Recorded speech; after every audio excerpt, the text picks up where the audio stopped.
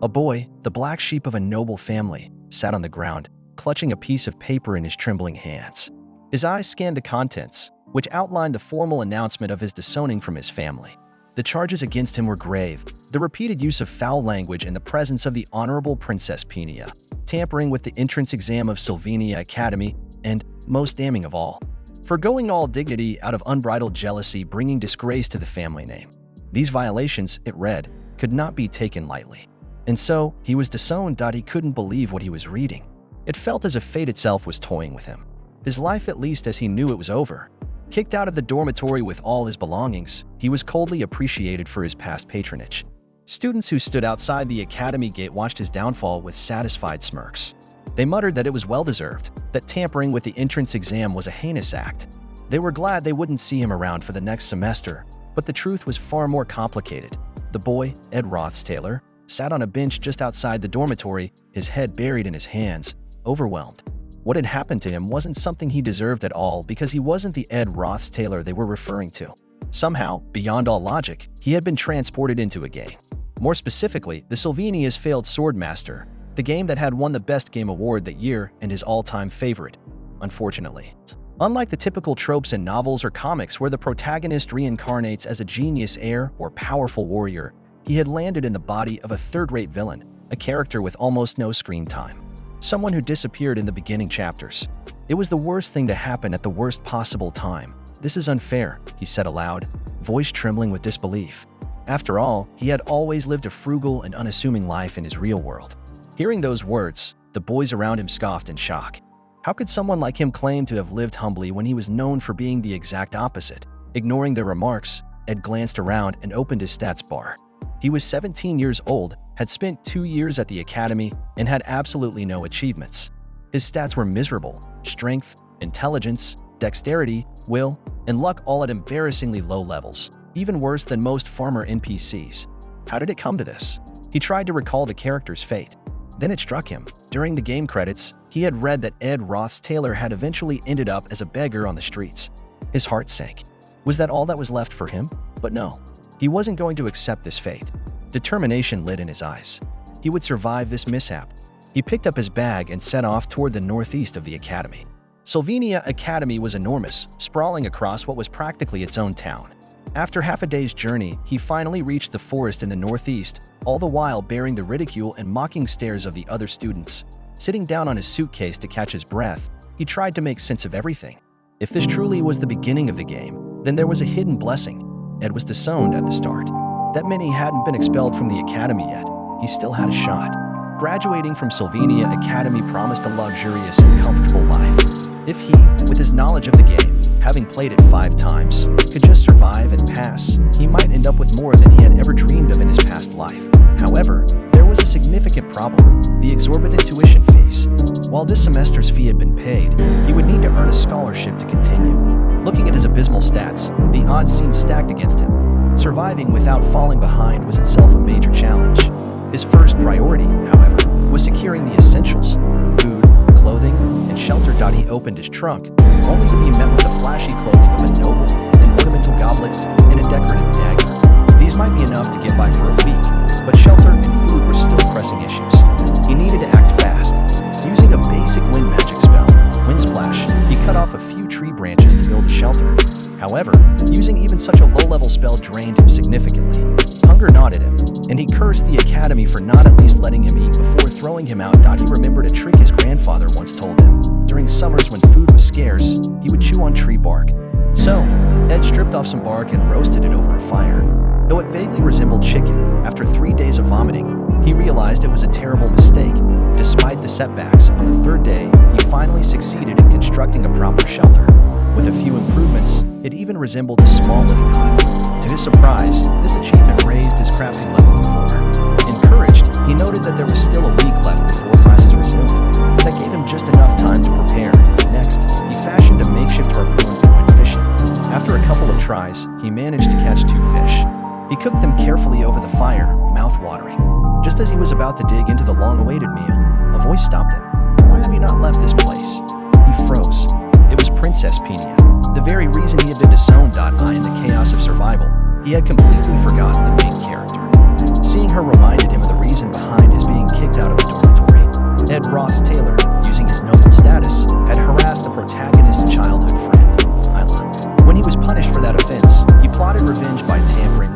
entrance exam, but fate had other plans. Unfortunately for him, the protagonist turned out to be none other than Peenia Elias Crowell, the third princess of the Crowell Empire, who caught him red-handed. When Ed denied the accusations, her insightful eyes skills saw through his lies, and he was duly punished by being expelled from the dormitory. Now, standing face to face with her, he was bombarded with the question of why he was still there. She demanded an answer. How could he still linger around after committing such a heinous deed and attempting to ruin a student's future? Why had he not vanished from the academy grounds entirely? He tried to explain that he had only been expelled from the dormitory, not from the academy itself, which meant, technically, he was still a student. But she remained adamant, insisting that he leave. Her persistence was beginning to wear down his patience. His hard-earned meal procured after 3 days of grueling effort was now burning in front of him. Yet his career, too, hung in the balance. She possessed the authority to have him expelled from the academy altogether. Weighing his options, he approached her stealthily, speaking softly that the sun was about to set. Shouldn't a member of the royal family be escorted by armed knights? What are you doing here alone? Misunderstanding his approach as an attack, she immediately stepped into a defensive stance and warned him that if he was trying to harass her again, he would regret it. But to her surprise, he knelt before her. In a calm and humble voice, he told her how grateful and appreciative he was. She was shocked by his gesture. Yet her insightful eye told her he was not lying. Seeing the bewilderment on her face, he thought to himself how strange life was. He and Ed Ross Taylor were two entirely different beings. He remembered now that Ed belonged to one of the most notorious and affluent families, one that had been conducting illegal experiments on humans in search of immortality until the protagonist eradicated all of them, with Ed being the only one spared due to his disownment. In the long term, perhaps it was for the best. He now had to persuade Peenia sincerely that he meant no harm. If he failed, it would be game over. So he calmly told her that her being there in simple attire and without a guard meant she was on a class assignment, an exam given by Professor Glass, who was infamous for his harsh and demanding tasks.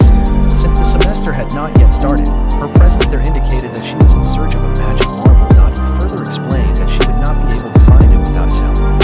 Still cautious, she asked if he was trying to deceive her again. She warned him that she would make sure he was expelled this time. But he told her that if she went to the middle of the lake in the southeast part of the forest, she would find an island covered in thick grass. On that island stood a large tree known as the Guardian Tree of Marilda. There, she would find the marble she was searching for. He offered her a deal. If she failed to find the marble, she could have him expelled. But if she succeeded, she would allow him to stay, even though she still found it hard to believe him. Her insightful eye told her he was speaking the truth. The Ed Ross Taylor she had met just days ago was a different person from the boy kneeling in front of her. She left to follow his directions and eventually found what she had been searching for. When the class assignment examination ended, Professor Glass asked the students to present the marbles. Most had failed to procure them and were thus placed in Class F. Only 3 students had succeeded: Ziggs, Mortal, and the one who had obtained a mana-infused marble from the Guardian Tree of Marilda. That student would be placed in the top Class A, as the assignment's true purpose was not merely to find the marble, but to demonstrate purpose and intention. After Peenia left, it stared down at the fish he had caught. They now lay burned and inedible. He no longer had the strength or resources to harpoon more. Determined not to give up, he crafted a fishing rod using cloth and nails scavenged from his belongings. All the while, he thought about Princess Peenia, the girl to whom he had revealed the marble's secret. She had grown up within the walls of privilege, constantly surrounded by deceit and flattery. To survive, she had developed a rare ability to detect lies. Ironically, the turning point in the game was supposed to be her failure in this class assignment, after which she would be placed in Class F and earn the title Princess of Benevolence. There was a reason she had been hiding her true identity. She wanted to avoid the attention that her status would bring. But now, having already found the marble, the course of the game had been altered. His knowledge of the game might now be useless. Still, he knew one unchangeable truth. Lucy Mario would top the class regardless. Peenia, by her nature, would not exploit this situation. Her desire had always been to earn her spot in Class A through her own efforts. She wouldn't accept unfair help. That was why he had carefully planted a bait, not to give her an advantage, but to make her let him stay. When the big day arrived, he woke up before dawn and ran back to the academy. He managed to arrive just in time. After the opening ceremony, a grand feast was held, filled with delicacies from the spoils of war, reserved only for the victors. He devoured the food like a starving beast, oblivious to the whispers and judgmental stares around him. How could he even show his face here after what he's done? The students whispered, but Ed didn't care anymore. All he wanted now was to somehow graduate from the academy without getting expelled. On the day of the opening ceremony at Sylvania Academy, hosted by the Sylvania Association alumni, Ed Ross Taylor was summoned to the dean's office. Expecting the worst, he arrived cautiously, only to find the old, picky man smiling at him. That could only mean one thing. Ania must have spoken well of him. Even so, he needed to tread carefully to avoid any future inconveniences that could result in his expulsion. His top priority now was to improve his magic and survival skills, and nothing was more reliable than the bow. However, his current limitation was evident. His bow lacked magical enhancement, which required elemental skills. And unfortunately, he had none. Later that day, while hunting a rabbit in the forest after returning from the academy, Ed stumbled upon Yenneker Rover.